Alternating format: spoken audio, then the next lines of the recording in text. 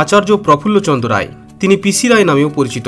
তিনি ছিলেন একজন ভারতীয় রসায়নবিদ, শিক্ষাবিদ, ইতিহাসবিদ, শিল্পপতি এবং জনহিতৈষী। তাঁর জন্ম 1861 সালের 2 আগস্ট অবিভক্ত বাংলার যশোর জেলায়, বর্তমানে যা বাংলাদেশের অন্তর্গত। তাঁর পিতা ছিলেন একজন কায়স্থ জমিদার হরিশ্চন্দ্র রায় চৌধুরী এবং মাতা ভুবন মোহিনী দেবী। তিনিই হলেন মার্কারি নাইট্রেটের আবিষ্কারক এবং তিনি রসায়নে প্রথম আধুনিক ভারতীয় গবেষণা স্কুল প্রতিষ্ঠা করেন এবং ভারতীয় রসায়নের জনক হিসেবে বিবেচিত হন। রয়্যাল সোসাইটি অফ কেমিস্ট্রি ইউরোপের বাইরে প্রথম রাসায়নিক ল্যান্ডমার্ক ফলক দিয়ে তাঁর জীবন এবং কাজকে সম্মানিত করেছে। তিনি ছিলেন ভারতের প্রথম pharmaceutical company Bengal chemicals and ফার্মাসিউটিক্যালসের প্রতিষ্ঠাতা। তিনি বৈজ্ঞানিক জগদীশচন্দ্র বসুর সহকর্মী ছিলেন। তিনি দেশকে আরও বেশ কয়েকজন বিজ্ঞানী উপহার দিয়ে গেছেন, যেমন সত্যেন্দ্রনাথ বোস, মেঘনাথ সাহা, রসায়নবিদ জ্ঞানেন্দ্রনাথ মুখার্জি।